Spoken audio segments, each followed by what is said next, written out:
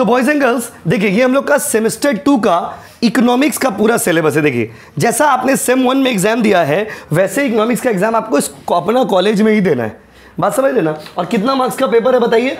50 marks का paper है, जैसे आपने सेम 1 में दिया है। कॉलेज अपना अपना हिसाब से एग्जाम लिया ना, वैसे देख लीजिए ये सेमेस्टर 2 का इकोनॉमिक्स 50 मार्क्स का एग्जाम है, 25 मार्क्स का ट्यूटोरियल।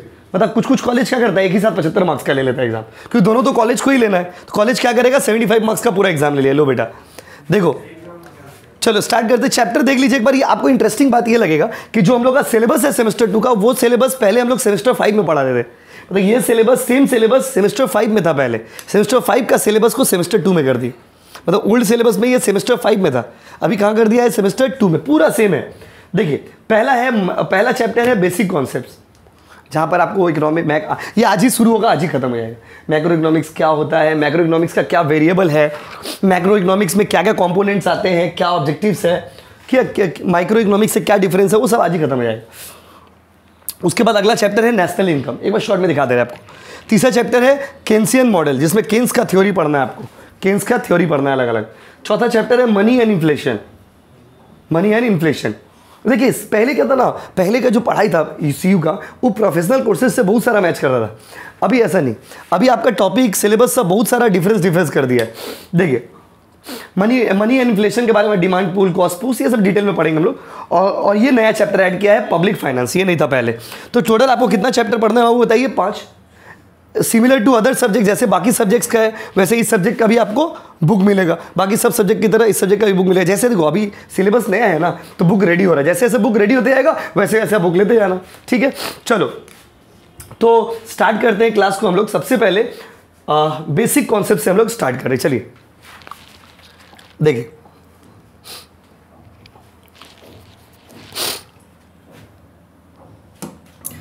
Unit 1 introduction. आपको लिखना नहीं है, अभी नोट्स रेडी हो रहा है ना, इसलिए पीडीएफ रेडी नहीं हुआ, इसलिए आपको पढ़ा रहे। बस पीडीएफ रात तक भेज देंगे। तो यूनिट 1 इंट्रोडक्शन लिखने है दरकार नहीं, क्योंकि लिखेंगे तो सिलेबस ही कंप्लीट नहीं होगा। 4 महीना में इतना सब्जेक्ट कंप्लीट करना है हम लोग, अगर लिख के हम लोग पढ़ाई करें तो सिलेबस ही कंप्लीट नहीं होगा। बात समझे ना। तो यूनिट 1 इंट्रोडक्शन। तो बॉयज एंड गर्ल्स इंट्रोडक्शन मतलब किसका इंट्रोडक्शन? माइक्रो इकोनॉमिक्स का नहीं, मैक्रो इकोनॉमिक्स का। अब ये मैक्रो इकोनॉमिक्स क्या होता है, ये सेम 1 में भी आपको शॉर्ट में पढ़ाया गया था, यहाँ पर डिटेल में आप पढ़ोगे। What is macro economics? तो my dear student, macro economics और माइक्रो इकोनॉमिक्स में क्या फर्क है? देखिए मैक्रो इकोनॉमिक्स एक ऐसा ब्रांच ऑफ स्टडी होता है which deals with the behaviour of the whole economy.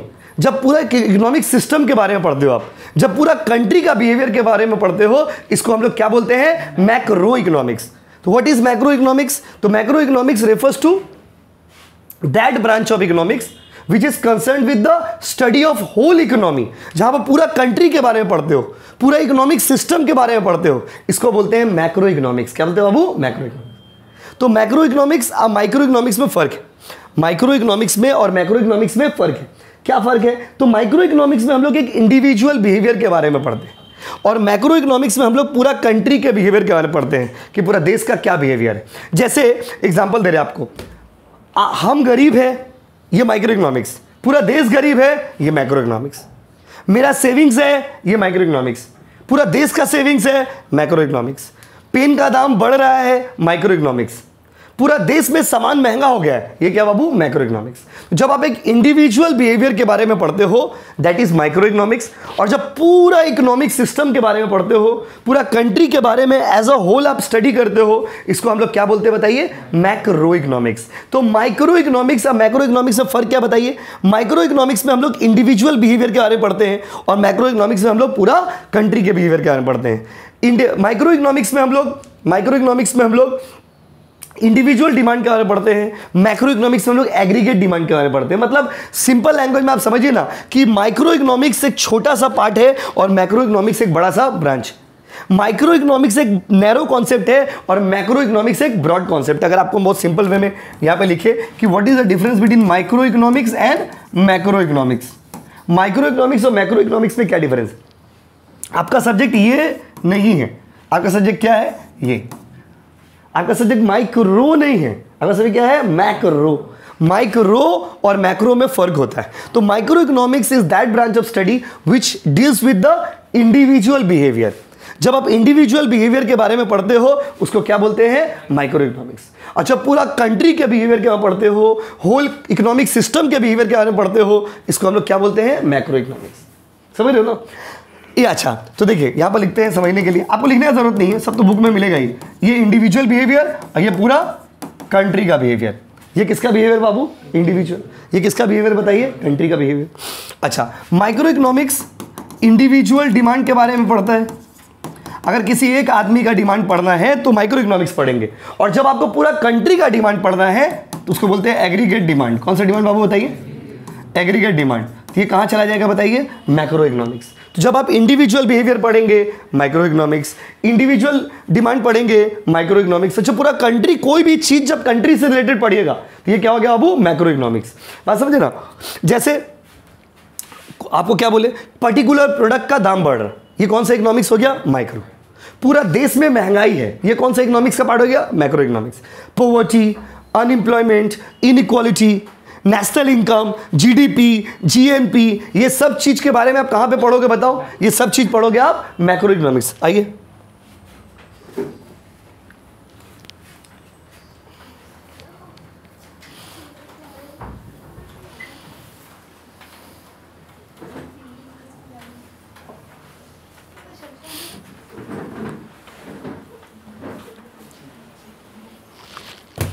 देखिए,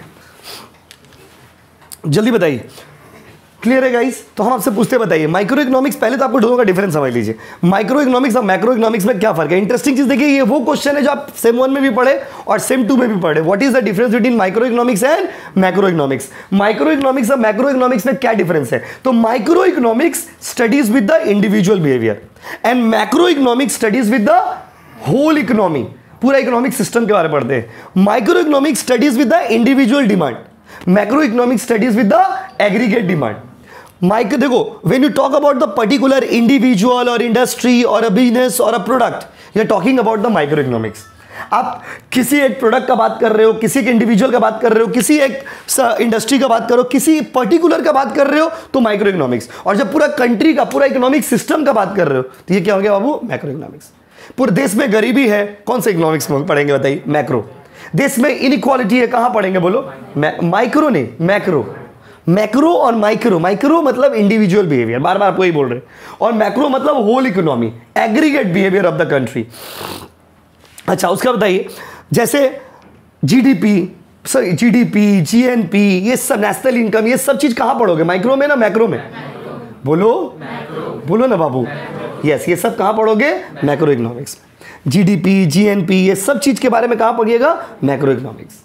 एक आदमी का बिहेवियर के बारे में कहां पढ़ते हो, इंडिविजुअल, मतलब माइक्रो इकोनॉमिक्स। तो माइक्रो और वर्सेस मैक्रो, दोनों में डिफरेंस क्या है? तो हम लोग का सब्जेक्ट का नाम है मैक्रो इकोनॉमिक्स। मैक्रो इकोनॉमिक्स एक ऐसा ब्रांच ऑफ स्टडी है जहां पर हम लोग पूरा कंट्री के बारे में पढ़ेंगे, पूरे डिटेल में पढ़ेंगे, पूरा कंट्री के बिहेवियर के बारे में पढ़ेंगे, नेशनल इनकम के बारे में पढ़ेंगे, जीडीपी के बारे में पढ़ेंगे, जीएनपी के बारे में पढ़ेंगे, गवर्नमेंट का टैक्सेशन सिस्टम के बारे में पढ़ेंगे। मतलब पूरा यहां पर जो भी चीज पढ़ेंगे ना, वो किसी एक पर्टिकुलर इंडस्ट्री के कॉन्टेक्स्ट में नहीं पढ़ेंगे, किसी एक पर्टिकुलर पर्सन के कॉन्टेक्स्ट में नहीं पढ़ेंगे, किसी एक पर्टिकुलर प्रोडक्ट के कॉन्टेक्स्ट में नहीं पढ़ेंगे, पूरा कंट्री के कॉन्टेक्स्ट में पढ़ेंगे। मतलब मैक्रो इकोनॉमिक्स में आप किसके बारे में पढ़ने वाले हो? तो शॉर्ट में आप समझ लीजिए पूरा कंट्री के सिस्टम के बारे में पढ़ने वाले हो। एक देश कैसे चलता है, पब्लिक टैक्सेशन कैसे होगा, टैक्स कहां से आएगा, टैक्स कैसे स्पेंड करता है गवर्नमेंट, बात समझे ना? ये सारा चीज हम लोग को कहां पढ़ना है, मैक्रो इकोनॉमिक्स में। तो ये हो गया मैक्रो इकोनॉमिक्स का डेफिनेशन। डेफिनेशन आपसे पूछेगा कि what do you mean macro economics, जितना बात बोले सब लिख दीजिएगा कि मैक्रो इकोनॉमिक्स। उसके बाद macro economics versus macro economics, micro economics versus macro economics. तो हम आपसे पूछते हैं, बताइए वो कौन सा इकोनॉमिक्स है जहां इंडिविजुअल बिहेवियर के बारे में पढ़ेंगे, जहां पूरा कंट्री के बारे में पढ़ेंगे, बोलो।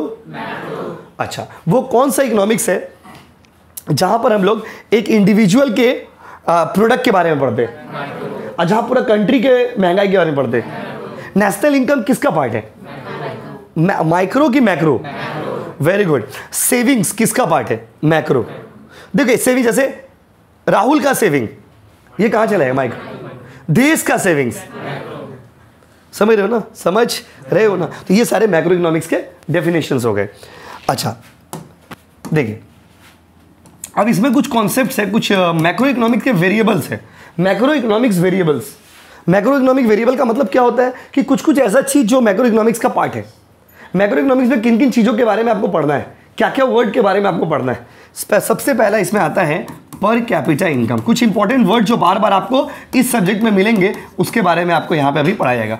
पर कैपिटा इनकम, सबसे पहला वर्ड क्या बाबू बताइए, per capita income. What is the meaning of the word per capita income. Per capita income का मतलब क्या होता है, देखिए पर मतलब पर कैपिटा इनकम को सिंपल लैंग्वेज में बोलते हैं पर head income. Per capita income को सिंपल लैंग्वेज में क्या बोलते हैं बाबू, पर हेड इनकम। पर हेड इनकम का मतलब क्या होता है बताइए, एक एक आदमी का इनकम। एक एक आदमी के इनकम को हम लोग क्या बोलते हैं, पर कैपिटा इनकम। क्या बोलते हैं बताइए। जैसे आपको एक एग्जांपल दे रहे, मान लीजिए अभी क्लास में हम लोग 50 लोग बैठे, कितने लोग बैठे बाबू, 50। अच्छा आप पूरा क्लास का इनकम है 100 रुपया और लोग कितने बैठे बताइए, 50। तो एक स्टूडेंट का इनकम कितना हो गया, 2 रुपये। तो ये 2 रुपया को क्या बोलिएगा, पर हेड इनकम। क्या बोलोगे, बोलो पर हेड इनकम। पर हेड इनकम को ही इकोनॉमिक्स में क्या बोलते हैं, पर कैपिटा इनकम। क्या बोलते हैं, बोलो पर कैपिटा इनकम। बोलो ना, प्लीज बोलिए, per capita income. Per capita income का मतलब क्या है, पर हेड इनकम। अभी आपको मैक्रो इकोनॉमिक्स के वेरिएबल्स पढ़ा रहे हैं, मतलब कुछ ऐसे कॉन्सेप्ट्स, कुछ ऐसे वर्ड्स। ये चैप्टर आज ही खत्म हो जाएगा, ये छोटा सा चैप्टर, ज़्यादा बड़ा चैप्टर नहीं। बात समझे, इस चैप्टर में आपको सिर्फ मैक्रो इकोनॉमिक्स और माइक्रो इकोनॉमिक्स का डिफरेंस, मैक्रो इकोनॉमिक्स का डेफिनेशन, तो डिफरेंस जैसे ही पढ़ोगे आप तो डेफिनेशन भी आपको उसी में कवर है। उसके बाद कुछ मैक्रो इकोनॉमिक्स के कॉन्सेप्ट्स, बात समझ रहे हैं कि मैक्रो इकोनॉमिक्स में क्या क्या वेरिएबल आता है, क्या क्या चीज उसमें इंपॉर्टेंट है। तो देखिए पर कैपिटा इनकम मतलब क्या हो गया बाबू, पर हेड इनकम। क्या हो गया, बोलो पर हेड इनकम। पर हेड इनकम मतलब एक एक आदमी का इनकम। एक एक आदमी के इनकम को क्या बोलते हैं बाबू, पर हेड इनकम। क्या बोलते, बोलो ना, पर हेड इनकम। तो what is per capita income, तो पर कैपिटा इनकम मतलब पर हेड इनकम, सिंपल लैंग्वेज में। जैसे जब ये सब्जेक्ट पढ़ोगे तो बार बार ये सब वर्ड आपको आएगा, इसीलिए पहले वर्ड्स का मीनिंग आपको सिखाया जा रहा है। इसमें दूसरा कॉन्सेप्ट क्या है, देखिए दूसरा कॉन्सेप्ट है, देखो गुड्स। गुड्स मतलब क्या होता है, ये तो आप अकाउंट से बताइए। गुड्स मतलब सामान होता है, लेकिन इकोनॉमिक्स के हिसाब से 2 तरह के गुड्स होते हैं। इसमें बहुत सारा कैटेगरी है, A B C.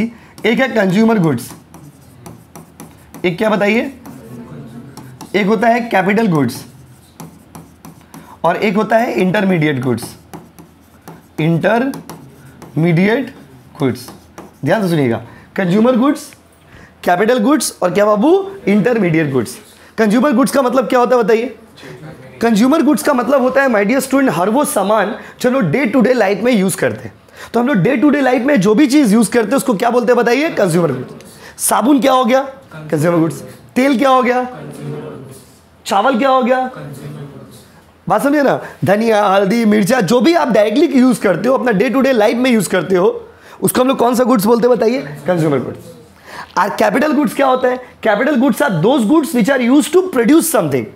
Capital goods are those goods which are not directly consumed by us. जो सामान हम लोग डायरेक्टली कंज्यूम नहीं करते वो कौन सा गुड्स है बाबू, कैपिटल गुड्स। तो जल्दी बताइए वो कौन सा गुड्स है जो डे टू डे लाइफ में यूज होता है, और वो कौन सा गुड्स है जो फैक्ट्री में किसी चीज को बनाने में यूज होता है, बोलो ना, कैपिटल गुड्स। तो भैया ये इंटरमीडिएट गुड्स क्या है, इंटरमीडिएट गुड्स को सिंपल लैंग्वेज में आप समझिए रॉ मटेरियल। कौन सा मटेरियल बताइए, raw material. Raw material, intermediate goods मतलब समझ लीजिए raw material. Intermediate goods are those goods which are not directly not in usable condition, जो यूजेबल कंडीशन में नहीं है। जैसे आप जल्दी बताओ, आप कपड़ा पहनते हो कि शर्ट पहनते हो, शर्ट पहनते हो, कपड़ा तो रॉ मटेरियल है। कपड़ा कौन सा गुड्स है बताइए, इंटरमीडिएट। इंटरमीडिएट गुड्स मतलब रॉ मटेरियल है, कपड़ा को तो आप यूज नहीं कर सकते। अच्छा ये जो है ये दरवाजा है ना, लकड़ी है, बोलो, लेकिन बना किससे है, तो हम लोग लकड़ी यूज करें ना, दरवाजा यूज करें, तो लकड़ी क्या हो गया बताओ, रॉ मटेरियल हो गया, मतलब इंटरमीडिएट गुड्स। दरवाजा क्या हो गया बताइए, फाइनल गुड्स। फाइनल गुड्स मतलब जो हम लोग फाइनली यूज करेंगे, जो चीज फाइनली यूज करते हैं वो फाइनल गुड्स। तो फाइनल गुड्स एक वर्ड और यहाँ पे ऐड कर देते हैं, ये सब आपको नोट्स में मिल जाएगा, बात समझे ना। अभी रेडी नहीं हुआ इसीलिए आपको भेजे नहीं है। देखिए तो जल्दी बताइए, गुड्स में अलग अलग कैटेगरी। अच्छा वो कौन सा गुड्स है जो डेली लाइफ में यूज करते हैं, वो कौन सा गुड्स है जो फैक्ट्रीज में यूज होता है प्रोडक्शन पर्पस के, कैपिटल गुड्स में। You don't use capital goods in day to day life. Capital goods को डे टू डे लाइफ में यूज करेंगे नहीं। कभी ऐसा हो कि सुबह उठ के आप घर में बोले कि मम्मी थोड़ा आज मशीन मंगाइए, नाश्ता करेंगे, मशीन खाएंगे, मशीन आप यूज करते हो क्या डेली लाइफ में, नहीं। Machine produced means of production, produce means of production मतलब it is use for the purpose of production, किसी चीज को बनाने में हम लोग मशीन का इस्तेमाल करते हैं। इसीलिए मशीन कौन सा गुड्स है बाबू? Capital goods. कौन सा गुड्स है बोलो ना, प्लीज बोलो। अच्छा, वो कौन सा गुड्स है जो अभी फाइनल नहीं हुआ है, हम लोग उसको यूज नहीं कर सकेंगे? हाँ। अब वो कौन सा गुड्स है जो एकदम यूजेबल रेडी है? Final goods. मतलब ये अलग अलग मीनिंग दिया गया। जल्दी बताइए, वो कौन सा गुड्स है जो हम लोग डे टू डे लाइफ में यूज करते हैं? वो कौन सा गुड्स है जो हम लोग का फैक्ट्रीज में यूज होता है, प्रोडक्शन के लिए यूज होता है, किसी चीज को बनाने के लिए यूज होता है? सब देखो, आप बंगाली वर्सन हो, हिंदी वर्सन हो, डज नॉट मैटर, एक बार सुन लीजिए, बना के लिख दीजिए एग्जाम। लैंग्वेज तो कोई चीज ही नहीं होता है, आप याद रखिएगा। Language is a means to communicate, language communication नहीं है, language is the medium of communication. आप बांग्ला यूज करो, आप इंग्लिश यूज करो, आप हिंदी यूज करो, एक बार कॉन्सेप्ट अगर आप समझ गए तो आप बना के लिख लीजिए ना, क्या प्रॉब्लम है? लेकिन आपको कॉन्सेप्ट पता रहना चाहिए। अगर आपको लैंग्वेज आता है, सपोज आपको इंग्लिश अच्छा आता भी है, सपोज आपको बंगाली अच्छा आता भी है, फिर भी अगर आपके पास लैंग्वेज मतलब कंटेंट नहीं है, कॉन्सेप्ट नहीं है, तो आप लिखोगे क्या? आपको तो पता रहना चाहिए ना, क्या एक ही चीज कितना घुमा के लिखोगे? तो जल्दी बताओ, जल्दी बताइए, वो कौन सा गुड्स है which are used in day to day life? बोलो ना। वो कौन सा गुड्स है जो produce means of production? Capital goods. वो कौन सा गुड्स है जो रॉ मटेरियल है, जो यूज नहीं कर सकते, नहीं यूज होगा अभी? Intermediate goods. वो कौन सा गुड्स है जो फाइनली यूज होता है? नाम से पता चला, फाइनल गुड्स। चलिए, ये दूसरा कॉन्सेप्ट था। तीसरा concept, income. What is income? Income क्या होता है भाई? इनकम किसे कहते हैं? इनकम का क्या मतलब है? तो the earning is your income. Income मतलब any amount that you earn from your regular activity. आप अपना बिजनेस को चला करके जो पैसा कमाते हैं उसको क्या बोलते हैं बाबू? इनकम। जैसे हम कोचिंग पढ़ा है आपको, कोचिंग पढ़ा के जो पैसा हम कमाएंगे वो मेरे लिए क्या हो गया बाबू? इनकम। जैसे आप लोगों में किसी का दुकान है, दुकान चला करके आदमी कोई पैसा कमाएगा तो उसके लिए क्या हो गया बाबू? इनकम। तो इनकम मतलब अर्निंग। इनकम मतलब क्या बाबू? अर्निंग। आपका जो रेगुलर अर्निंग है उसको क्या बोलते हैं बाबू? इनकम। तो ये जो regular earning is known as income. अब देखो, अगला कॉन्सेप्ट है सेविंग्स। सेविंग्स क्या होता है बताइए ना? ये आपको पहला क्लास बहुत इजी लगेगा, ये सब तुमको पता ही है, बस एक बार बताना है। सेविंग्स मतलब क्या? सेविंग को डिफाइन कैसे करोगे? सेविंग को डिफाइन कैसे करोगे? जैसे आप लोग सभी बोल रहे हो सेविंग मतलब बचाना, इसी को इंग्लिश में बोलना है, अच्छा से बोलना, क्या बोलना है? Saving is the part of income which is not use for consumption. Income का वो हिस्सा जो लोग खर्चा नहीं किए, जो खर्चा नहीं करते बाबू, वो क्या बन जाता है? बोलिए, बोलो ना, बोलो। इनकम का वो हिस्सा जब खर्चा नहीं करते हो वो क्या बन जाता है? बोलो, सेविंग्स। क्या बन जाता है? बोलो, सेविंग्स। तो the part of your income which is not spent, जो यूज नहीं किया आपने, वो क्या है बाबू? सेविंग्स। अगला इकोनॉमिक्स का कॉन्सेप्ट, कंजम्पशन। सॉरी, कंजम्पशन, वो तो सब आ जाएगा। कंजम्पशन, कंजम्पशन क्या होता है? What is the meaning of consumption? को देखो, कोई भी आदमी जो इनकम करता है ना बाबू, तो इनकम कुछ पार्ट में बढ़ जाता है। इनकम का वो हिस्सा जो आप खर्चा कर देते हो वो क्या होता है बताइए? कंजम्पशन। जो खर्चा नहीं करते हो, सेविंग्स। आदमी, कोई भी आदमी पैसा कमाता है, वो कितना पार्ट में डिवाइड हो जाता है? दो। Some part you spend, some part you don't spend. The part which you spend is the consumption, the part which you don't spend is the savings. ये सिंपल। जो खर्चा कर दिया वो क्या है? जो खर्चा नहीं किया, मम्मी आपको 100 रुपया दी, बोले जाओ बेटा जी लो अपनी जिंदगी। 100 रुपया लेके आप निकल गए बाजार में बाबू से मिलने के लिए। बाबू आपका इतना अच्छा है, इतना मानता है आपको, बोला बाबू सिर्फ 10 रुपया फुचका में खर्चा करो। कितना खर्चा करो? 10। 100 रुपया मम्मी दी थी, बाबू कितना खर्चा कराया? 10। 10 रुपया वो क्या बोलोगे? Economics, consumption. और पॉकेट में बचा लिए, कितना बचा लिए? 90 बचा लिए। 90 रुपया को क्या बोलेंगे? The part of your income which is not spent, जो खर्चा नहीं होता है उसको क्या बोलते हैं? सेविंग्स। जो खर्चा होता है, देखिए बड़ा इंटरेस्टिंग है, कंजम्पशन और इनकम का रिलेशन कैसा है? इनकम और कंजम्पशन का रिलेशन कैसा है पता आपको? High income, high consumption. ज्यादा कमाएंगे, ज्यादा खर्चा करेंगे, कम कमाएंगे, कम खर्चा करेंगे, नहीं कमाएंगे फिर भी खर्चा करेंगे। नहीं कैसे खर्चा करेंगे? जब बात है लॉकडाउन, आपको हम एग्जांपल देते हैं प्रूफ के साथ। आप सोचते हैं ऐसा कैसे होगा, कमाई नहीं होगा तो खर्चा कैसे करेंगे? इंग्लिश, हाँ, इकोनॉमिक्स कहता है कि when there is no income still you have to make some basic consumption. Income नहीं होगा फिर भी रोटी, कपड़ा, मकान, हवा, दवा खाना बंद कर दोगे? ये सब चीज चाहिए। तो जिंदगी जीने के लिए जितना बेसिक चीज है वो तो चाहिए।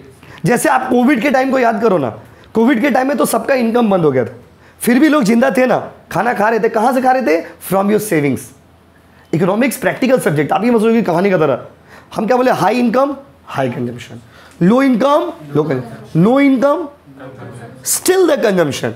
Y? Consumption can not be zero, consumption कभी जीरो नहीं होगा। खाना पीना बंद कर दोगे, खाओगे पियोगे नहीं, मर जाओगे ऐसे भूखा। तो आपको चाहिए ना जिंदगी जीने के लिए जो बेसिक चीज है, फूड, क्लोथिंग, शेल्टर, ये सब बेसिक चीज तो देना पड़ेगा। अगर मान लीजिए हम एक दुकान खोल के रखें, मेरा कमाई हो चाहे ना हो, हमको तो रेंट देना पड़ेगा। अगर मान लीजिए घर परिवार वाला आदमी है, तो बच्चा लोग का पढ़ाई का खर्चा, घर का एक्सपेंसेस, ये तो आपको बियर करना ही पड़ेगा, कमाई हो चाहे ना हो। तो कमाई नहीं होगा तो कहां से करेंगे? सेविंग से निकालेंगे बाबू। कहां से निकालेंगे? सेविंग से। तो जल्दी बताइए, high income high consumption, low income low consumption, no income still the consumption. कहां से? सेविंग से। कहां से? कहां से? सेविंग से। सेविंग से निकालोगे, एटीएम कार्ड यूज करोगे, उसमें से पैसा निकाल करके खर्चा करोगे। चलो देखिए, तो देखो पूरा ये सारा चीज, मतलब आप अभी यहाँ पर तो शॉर्ट में पढ़ रहे हो आप, यही सारा चीज आपको पूरा डिटेल में पूरा सिलेबस में पढ़ना है। गवर्नमेंट का इनकम क्या है, गवर्नमेंट का खर्चा क्या होगा, कहाँ से पैसा आएगा, कहाँ पर पैसा जाएगा, ये सारा चीज आप डिटेल में इस सिलेबस में पढ़ने वाले हो। तो आपको ये पहला चैप्टर जो होता है ना, ट्रेलर होता है पूरा सिलेबस का, जिससे आपको एक आइडिया आता है कि अच्छा हमको ये सब चीज़ पढ़ना है। जब जैसे आपने सेम में पढ़ा तो वहाँ पे डिमांड, सप्लाई, कॉस्ट थ्योरी, ये सब मार्केट, ये सब पढ़ा। यहाँ पर वो सब चीज़ नहीं पढ़ना है। यहाँ पे फुल एकदम इंडिया का कॉन्सेप्ट, जो पढ़ेंगे इंडिया के बारे में पढ़ेंगे। बात समझे ना? तो देखिए, इकोनॉमिक्स का एक कॉन्सेप्ट है जो कहता है कि rich are getting richer, poor are getting poorer. आपने ये लाइन बहुत बार सुना होगा। आदमी लोग क्या बोलता है मजाक मजाक में कि अमीर आदमी अमीर होते जा रहा है और गरीब आदमी गरीब होते जा रहा है। इसके पीछे रीजन क्या है, ये भी तो सोचिए। इसके पीछे जिम्मेदार कौन है? गरीब खुद। ये इकोनॉमिक्स कहता है, ये हम नहीं बोल रहे। इसके लिए who is responsible? Poor himself. क्यों बोलो? क्योंकि गरीब लोग के अंदर ना खाने का इच्छा बहुत होता है। खाने का इच्छा होता, समझ रहे हो? The propensity to consume. जैसे आप समझिए, सपोज हम गरीब आदमी हैं और आप अमीर आदमी हो। अभी मान लीजिए 500 रुपया आपको भी मिला, 500 रुपया हमको भी मिला। तो हमको जब 500 मिलेगा, हम जाके घर में चिकन लेके आ जाएंगे। हमको 500 रुपया मिलेगा, हम जाके एक जूता खरीद लेंगे। हमको 500 रुपया मिलेगा, जाके अच्छा कपड़ा खरीद लेंगे। हमको 500 रुपया मिलेगा, हम जाके एक बाइक खरीद लेंगे। एक एग्जाम्पल दे रहे हैं आपको समझाने के लिए कि मतलब कोई आप कॉन्सेप्ट को समझिए। खेलने वाला, बच्चा लोग वाला, ओहो बच्चा लोग वाला बाइक। तो एक कॉन्सेप्ट समझिए, मतलब I will get the income and I will spend it immediately. आपको हम एग्जांपल में क्या बताना चाह रहे हैं वो समझिए कि पैसा आएगा और हम इमीडिएटली क्या करेंगे? खर्चा कर देंगे। क्योंकि हम गरीब है। मेरा बहुत सारा जिंदगी में अधूरी कहानी है। अधूरी कहानी मतलब समझते हो? Unfulfilled Dzire. एक गरीब का जिंदगी में बहुत सारा कहानी क्या रहता है? अधूरा। तो जैसे ही उसके पास पैसा आता है ना, तो पगला हो जाता है। पगला मतलब समझ रहे? पैसा आएगा एकदम पगला की तरह खर्चा करे। इसको क्या बोलते हैं बताइए? ये इसको बोलते हैं हाई प्रोपेंसिटी टू कंज्यूम। खाने का इच्छा बहुत है हम लोग के अंदर, मतलब हम लोग के अंदर क्या, कंजम्पशन बहुत है। वही मान लीजिए आप लोग में से कोई अमीर बच्चा है, उसके पास 500 रुपया आ रहा है, he is not excited at all. 500 रुपया ऐसे जाके बैंक में फेंक दिए। बैंक में 500, फिर एक साल बाद कितना हो गया? 502 रुपया हो गया। Just an example. फिर बैंक में जमा किया, कंपाउंडिंग होता जा रहा है, 504 हो गया, 505 हो गया। आपका पैसा बढ़ रहा और मेरा पैसा बेटा घट रहा। उल्टा जरूरत पड़ेगा तो बैंक से ईएमआई पे सामान ले लेंगे। तो गरीब अमीर में एक बहुत बड़ा रीजन ये भी होता है ना कि गरीबों का कम कंजम्पशन हाई होता है। खाने का जो इच्छा है ना आपका बहुत ज़्यादा है। आपके अंदर खाने का इच्छा क्या है बाबू? बहुत ज़्यादा है। Propensity to consume is very high. खाना है, खाना है, खाना है, ये जो सोच है ना आपका, इस कारण से गरीब लोग गरीब होते जा रहे और अमीर लोग क्या होते जा रहे? अमीर। देखिए, तो हम आपसे पूछ रहे, आप बताइए जल्दी से, पर कैपिटा इनकम का मतलब क्या हो गया? देश का इनकम ना एक आदमी का इनकम। बोलो, वाह क्या बात है। उसके बताइए, गुड्स मतलब क्या? Anything that satisfies human needs. कोई भी ऐसा चीज जो इंसान की जरूरत को पूरा करता है उसको गुड्स बोलते हैं। इकोनॉमिक वो कौन सा गुड्स है जो डेली लाइफ में यूज करते हैं? बोलो ना, उसको बोलते हैं कंज्यूमर गुड्स। अब वो कौन सा गुड्स है जो हम लोग अपना प्रोडक्शन पर्पस के लिए यूज करते हैं, बिजनेस पर्पस के लिए? Capital goods. वो कौन सा गुड्स है जो यूजेबल कंडीशन में नहीं है? जो यूजेबल कंडीशन में नहीं है, क्या बोलेंगे बताओ? Intermediate goods. वो कौन सा गुड्स है जो फाइनली हम लोग यूज करते हैं? Yes, final goods. चलिए नेक्स्ट। अच्छा, अगला में है जो भी कमाते उसको क्या बोलते हैं? सिंपल। और जो बचाते उसको, जो खर्चा करते उसको कंजम्पशन। चलिए देखिए, अगला आता है इन्वेस्टमेंट। इन्वेस्टमेंट आपको पता है इंटरेस्टिंग बात, ये सब वर्ड ना इंटर रिलेटेड है। कंजम्पशन, इनकम, इन्वेस्टमेंट सब इंटर रिलेटेड है। क्या है देखिए, पहले हम कमाएंगे, फिर हम खर्चा करेंगे, जो बच जाएगा वो मेरा क्या हो जाएगा, सेविंग्स, और सेविंग ही क्या बनेगा, इन्वेस्टमेंट। इन्वेस्टमेंट मतलब क्या होता है, इन्वेस्टमेंट मतलब capital. What ever you invest in the business for the purpose of getting the return, जो भी पैसा आप बिजनेस में लगा रहे हो या किसी प्रोजेक्ट में लगा रहे हो, इस पर्पज से कि फ्यूचर में आपको मिलेगा क्या, रिटर्न। इस उम्मीद से आप पैसा लगा रहे हो कि फ्यूचर में आपको मिलेगा क्या, मिलेगा रिटर्न, तो इसको क्या बोलते हैं, इन्वेस्टमेंट। क्या मिलेगा बताइए, रिटर्न, तो इसको क्या बोलते हैं बाबू, इन्वेस्टमेंट। इन्वेस्टमेंट दो तरह का होता है, एक होता है ऑटोनोमस इन्वेस्टमेंट, ये सब डिटेल में पढ़ोगे आप। एक होता है ऑटोनोमस इन्वेस्टमेंट और एक होता है इंड्यूस्ड इन्वेस्टमेंट। एक क्या होता है बोलो, दूसरा क्या होता है, ऑटोनोमस इन्वेस्टमेंट का मतलब होता है कि बस हमको इन्वेस्ट करना है क्योंकि हमको इन्वेस्ट करना है, हमको कोई अट्रैक्ट नहीं कर रहा, कोई लालच नहीं है भाई, हमको पैसा इन्वेस्ट करना है। इंड्यूस इन्वेस्टमेंट का मतलब क्या होता है, कोई अट्रैक्ट होकर के, जैसे हमको कोई आपको बोला कि भाई इस प्रोजेक्ट में पैसा लगाओ, तुमको फ्यूचर में प्रॉफिट होगा, या तुमको डबल प्रॉफिट होगा, ट्रिपल प्रॉफिट होगा, ये क्या हो गया, इंड्यूस्ड। इंड्यूस मतलब आप अट्रैक्ट होकर के, किसी से अट्रैक्ट होकर के पैसा इन्वेस्ट कर रहे हो, कोई आपको बोला है आप पैसा इन्वेस्ट कर रहे हो, तो ये क्या हो गया बताइए, इंड्यूस्ड इन्वेस्टमेंट। कौन सा इन्वेस्टमेंट, बोलो ना, कम ऑन। और ऑटोनोमस इन्वेस्टमेंट मतलब बस इन्वेस्ट करना है, हमको मन कर रहा है इन्वेस्ट कर रहे हैं, फ्यूचर के लिए इन्वेस्ट कर रहे हैं, तो ये हो गया ऑटोनोमस। इंड्यूस्ड मतलब when you are attracted by the interest rates, when you are attracted by the future profits, जब आपको लग रहा है कि फ्यूचर में प्रॉफिट होगा, उसको देख के आप पैसा लगाते हो, ये क्या हो गया बताइए, इंड्यूस्ड। और जब आपको कोई फैक्टर अट्रैक्ट नहीं करता, बस पैसा इन्वेस्ट करे क्योंकि इन्वेस्ट कर रहे हैं, इन्वेस्ट करे क्योंकि बस, तो इसको क्या बोलेंगे बताइए, ऑटोनोमस। तो when your investment is independent of any factor, कोई फैक्टर आपको अफेक्ट नहीं किया, वो क्या होता है बताइए, ऑटोनोमस। और जब आप किसी से अट्रैक्ट होकर के लालच में पैसा इन्वेस्ट करते हो, ये क्या होता है बाबू, इंड्यूस्ड। तो बताइए लालच में करेंगे तो अपना मन से, अपना मन से, लालच में, लालच में, लालच में, यस। तो इंग्लिश एग्जाम में क्या लिखोगे, लालच में नहीं, एग्जाम में क्या लिखोगे, the investment which is done out of the future profits या attracted by some future benefits. आपने किसी फ्यूचर एलियोरमेंट्स को देख करके, फ्यूचर बेनिफिट्स को देख करके, फ्यूचर के अट्रैक्टिव ऑफर्स को देख करके पैसा लगा दिया, ये क्या हो गया बताओ, बोलो ना। और आपने अपना पैसा लगाया, आपको फ्यूचर का अभी कोई चिंता नहीं है, आपको बस मन कर रहा लगाने का, पैसा इन्वेस्ट कर दिए, ऑटोनोमस। क्या हो गया बताइए, ऑटोनोमस। किसी भी कंट्री का जो ग्रोथ है ना, वो इन्वेस्टमेंट पे डिपेंड करता है। हम लोग का देश में क्या है, हम लोग का देश में इन्वेस्टमेंट ज़्यादा नहीं। क्यों इन्वेस्टमेंट ज़्यादा नहीं है बताइए, क्योंकि बहुत सारे लोग पैसा इन्वेस्ट करना नहीं चाहते, because of political factor, economical factor, legal factor, technological factor, बहुत सारा फैक्टर ऐसा है जिस कारण से लोग हम लोग का देश में पैसा लगाना नहीं चाहते। तो इन्वेस्टमेंट डिपेंड करता है, देखो जैसे बात समझिए, अगर कोई कंट्री के लोगों को लगेगा कि इंडिया में स्कोप है, इंडिया में प्रॉफिट होगा, वो पैसा लगाएगा, तो ये हो गया इंड्यूस इन्वेस्ट। अब कोई आदमी बोला बस हमको इंडिया में ही पैसा लगाना है, ये क्या हो गया, ऑटोनोमस। तो जल्दी बताइए, अगर कोई फैक्टर से अट्रैक्टेड होंगे तो क्या होगा, और अपने आप इन्वेस्ट करेंगे, ऑटोनोमस। तो ये सारे अलग अलग कॉन्सेप्ट है, अलग अलग वर्ड है जो हम लोग अभी तक किए हैं, बात समझे ना। तो पहला इस चैप्टर में ज़्यादा कुछ कॉन्सेप्ट है नहीं आपका, और एक दो कॉन्सेप्ट है, बस चैप्टर खत्म हो जाएगा।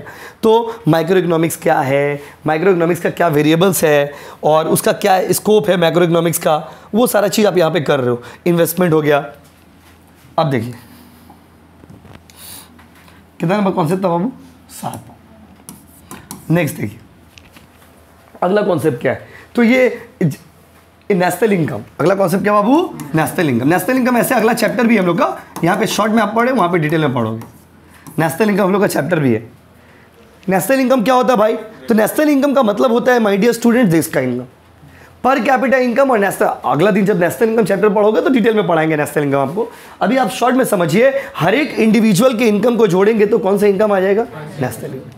कौन सा इनकम बोलो, नेशनल इनकम। पूरा देश का इनकम जोड़ोगे तो कौन सा इनकम आएगा, नेशनल इनकम। और इंडिविजुअल के इनकम को क्या बोलते हैं, पर कैपिटा इनकम। तो एक एक आदमी का इनकम को पर कैपिटा इनकम, देश का इनकम को नेशनल इनकम। क्लियर है गाइस। एक सबसे यूनिक कॉन्सेप्ट है इस चैप्टर का, वो है stock concept and flow concept. इस चैप्टर का सबसे यूनिक टॉपिक है। मतलब अगर आप मैक्रो इकोनॉमिक्स पढ़ रहे हो और आपने अगर स्टॉक और फ्लो का डिफरेंस नहीं पढ़ा तो आपका पढ़ाई अधूरा रह गया। स्टॉक और फ्लो में क्या डिफरेंस, एक होता है स्टॉक कॉन्सेप्ट और एक होता है फ्लो कॉन्सेप्ट। इसको अगर आपको बहुत सिंपल लैंग्वेज में समझाए तो ये है तालाब, ये क्या बाबू, तालाब, और ये है नदी।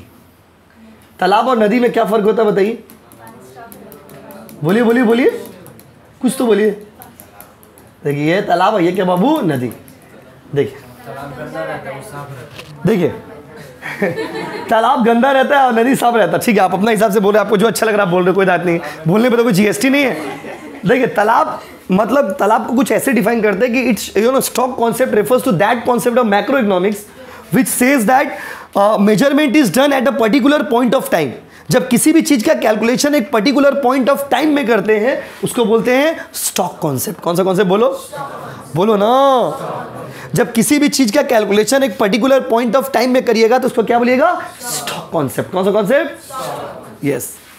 और किसी भी चीज का कैलकुलेशन जब पर्टिकुलर पीरियड के लिए करिएगा तो ये क्या हो जाएगा, फ्लो कॉन्सेप्ट। जल्दी बताइए, कोई भी चीज का कैलकुलेशन अगर आप पर्टिकुलर टाइम के लिए करिएगा, पर्टिकुलर पॉइंट ऑफ टाइम के लिए stock, particular period of time, point of time, एक वर्ड में point of time, period of time. Example, जैसे हम लोग अकाउंट्स बनाया आपने, ट्रेडिंग पीएल बनाया आपने। ट्रेडिंग पीएल किसके लिए बनता है, ट्रेडिंग पीएल जब बनाते हैं उसमें क्या लिखते हैं, for the period ending on या फॉर द पीरियड ऑफ, क्योंकि पूरा एक साल का ट्रेडिंग पीएल बनता है। यस और नो गाइस, वो कौन सा कॉन्सेप्ट हो गया बताइए, फ्लो कॉन्सेप्ट, पीरियड के लिए ना, इसीलिए। और बैलेंस शीट जो बनाते हैं वो क्या बनाता है, बैलेंस शीट में क्या लिखते हैं, balance sheet as at, English में एट वर्ड कब यूज करते हैं, जब किसी का पॉइंट ऑफ टाइम, क्या बैलेंस शीट एसेट का मतलब 31 दिसंबर को मेरा पास कितना एसेट है और कितना लायबिलिटी। तो अगर आप कॉमन अकाउंट्स में इसको कन्वर्ट करेंगे तो trading PL is the example of flow concept because that is calculated for the period of time. लेकिन balance sheet is the example of, क्यों, क्योंकि that is calculated at a particular point of time. बात समझे। और अच्छा, और एक example देते, प्रॉफिट और लॉस, ये कौन सा कॉन्सेप्ट है, फ्लो कॉन्सेप्ट। क्या प्रॉफिट एंड लॉस एक दिन का नहीं निकलता है, प्रॉफिट एंड लॉस एक पर्टिकुलर पीरियड का निकलता है। लेकिन वेल्थ, वेल्थ मतलब धन, जो आपके पास सोना है, चांदी है, कैश है, ये सब एक पर्टिकुलर पॉइंट ऑफ टाइम पे निकालते हैं। तो wealth is the example of stock concept. And savings, investment, ये सब पर्टिकुलर पीरियड का होता है ना, तो ये क्या हो गया, फ्लो। सिंपल समझिए ना, कोई भी चीज अगर पर्टिकुलर पॉइंट ऑफ टाइम पे निकालेंगे तो, पर्टिकुलर पीरियड का निकालेंगे तो, पर्टिकुलर पॉइंट ऑफ टाइम का, पर्टिकुलर पीरियड का। अच्छा देखिए, स्टॉक कॉन्सेप्ट और फ्लो कॉन्सेप्ट। स्टॉक कॉन्सेप्ट में कोई टाइम डायमेंशन नहीं, नो टाइम डायमेंशन का है, क्या है कि पर्टिकुलर पॉइंट ऑफ टाइम पे निकलता है, और इसमें टाइम डायमेंशन है क्योंकि ये पर्टिकुलर पीरियड के लिए निकालते हैं। तो stock concept is stock concept में कोई no time dimension and flow concept में देयर इज टाइम डायमेंशन। यहाँ पे टाइम का एक लिमिटेशन है भाई, इतना दिन के लिए आपको निकालना पड़ेगा। तो भाइयों बहनों, अगर आपसे कोई पूछता है कि स्टॉक कॉन्सेप्ट और फ्लो कॉन्सेप्ट में क्या डिफरेंस है, तो मैक्रो इकोनॉमिक्स का दो सबसे बड़ा कॉन्सेप्ट है, ये स्टॉक कॉन्सेप्ट और एक क्या बाबू, फ्लो कॉन्सेप्ट। स्टॉक कॉन्सेप्ट में टाइम का कोई झमेला नहीं क्योंकि ये पर्टिकुलर पॉइंट ऑफ टाइम के लिए निकालते हैं। अब फ्लो कॉन्सेप्ट में टाइम का झमेला है क्योंकि ये पर्टिकुलर पीरियड ऑफ टाइम के लिए निकालते हैं। स्टॉक कॉन्सेप्ट जो है वो एक स्टैटिक कॉन्सेप्ट है, स्टैटिक समझते हैं, रुका हुआ कॉन्सेप्ट है, फिक्स। फ्लो कॉन्सेप्ट क्या बाबू, डायनामिक। जैसे अभी आप लोगों में कोई बच्चा बोला ना तालाब का पानी गंदा होता है, सही बोले आप, क्यों गंदा होता है पता है, क्योंकि वो रुका हुआ होता है। और नदी का पानी साफ होता है, क्यों होता है पता है, क्योंकि वो डायनामिक होता है। तो flow concept is the dynamic concept और stock concept is the static concept. Static मतलब फिक्स। तो आपसे 2 मार्क्स में पूछेगा स्टॉक वर्सेस फ्लो, तो आप ये लिख दो, वो तो हम लिख के भेज देंगे आपको पीडीएफ। तो जल्दी बताइए इसी बात पे, वो कौन सा कॉन्सेप्ट है जहां पर पर्टिकुलर पॉइंट ऑफ टाइम का कैलकुलेशन होता है, और जहां particular period, point, period, period, point, point, period, जहां पे टाइम डायमेंशन नहीं है, जहां टाइम डायमेंशन है, जहां जो कॉन्सेप्ट स्टैटिक है, जो कॉन्सेप्ट डायनामिक है। एग्जाम्पल, जैसे प्रॉफिट या लॉस, ये एक पर्टिकुलर पीरियड का निकलेगा। लेकिन वेल्थ किसका निकलेगा बताइए, एक पर्टिकुलर पॉइंट ऑफ टाइम में कि आज मेरे पास इतना तारीख को इतना रुपया है। अच्छा, बैलेंस शीट जो बनाते हैं वो किसका एग्जाम्पल है, स्टॉक। और पीएल अकाउंट किसका एग्जाम्पल है, फ्लो। क्लियर है गाइस। तो ये सारा बेसिक कॉन्सेप्ट आपको फर्स्ट चैप्टर में पढ़ना था। फर्स्ट चैप्टर कंप्लीट हो गया हम लोग का। फर्स्ट चैप्टर में मैक्रो इकोनॉमिक्स का डिफरेंस, फर्स्ट चैप्टर में मैक्रो इकोनॉमिक्स का डेफिनेशन, और फर्स्ट चैप्टर में some basic concepts, that simple. First chapter में और कुछ है ही नहीं। अब जो है सेकंड चैप्टर से कॉन्सेप्ट है नेशनल इनकम, उसका सम्स कैलकुलेशन, उसका डेफिनेशंस, उसका थ्योरीज, बात समझे ना। तो सेकंड, थर्ड, फोर्थ चैप्टर जो है थोड़ा कॉन्सेप्चुअल है, बाकी ये तो पहला चैप्टर था तो ईजी था। हम एक बार समराइज करते हैं, बताइए, फिर हम लोग चले जाएंगे अपना अपना घर। देखिए आप लोग को सब्जेक्ट वाइज भी लिख के भेज दिए, पोस्टर भेज दिए किस दिन कौन सा सब्जेक्ट है, अब तो कोई कन्फ्यूजन ही नहीं है। इसी बात पर जल्दी से बताइए, हम लोग कौन सा इकोनॉमिक्स पढ़ेंगे, माइक्रो की मैक्रो? अच्छा, वो कौन सा इकोनॉमिक्स जहाँ एक आदमी के बारे में पढ़ते, जहाँ देश के बारे में पढ़ते? वो कौन सा इकोनॉमिक्स जहाँ एक आदमी का डिमांड पढ़ते हैं, जहाँ देश का डिमांड पढ़ते हैं? वो कौन सा इकोनॉमिक्स है जहाँ पर हम लोग इंडिविजुअल बिहेवियर के बारे में पढ़ते हैं? Micro economics. आप लोग बोर्ड में इतना क्यों देख रहे हैं? बोर्ड चेंज कर दिए तो आंसर थोड़ी चेंज आएगा। वो कौन सा इकोनॉमिक्स है जहाँ इंडिविजुअल डिमांड पढ़ेंगे, जहाँ एग्रीगेट डिमांड? यस। अच्छा, ये सब कुछ उसके वेरिएबल्स है, कॉन्सेप्ट्स है। बताइए एक आदमी का इनकम को क्या बोलते हैं? अच्छा बताइए, वो कौन सा गुड्स है जो डेली लाइफ में यूज होता है? वो कौन सा गुड्स है जो इंडस्ट्री में प्रोडक्शन में यूज होता है? वो कौन सा गुड्स है जो किसी चीज को बनाने में यूज होता है? वो कौन सा गुड्स है जो फाइनली हम लोग यूज करते हैं? जो कमाते हैं उसको, जो बचाते हैं उसको, जो खर्चा करते हैं। बहुत स्ट्रेट कॉन्सेप्ट है, बहुत स्ट्रेट कॉन्सेप्ट है इस चैप्टर का। अच्छा, जो बिजनेस में लगाते हैं, अच्छा अपना मन से लगा रहे, किसी से अफेक्ट होके लगा रहे। अच्छा, अतेश का इनकम को, क्या बात है। उसका बताइए वो कौन सा कॉन्सेप्ट है जो पर्टिकुलर पॉइंट ऑफ टाइम, जो पर्टिकुलर पीरियड ऑफ टाइम, वो कौन सा कॉन्सेप्ट जहाँ पे टाइम का कोई लिमिटेशन ही नहीं है, जहाँ टाइम लिमिटेशन है? वो कौन सा कॉन्सेप्ट है जो फिक्स है, जो चेंजिंग है? वेल्थ किसका एग्जाम्पल है? और प्रॉफिट और loss? Thank you so much.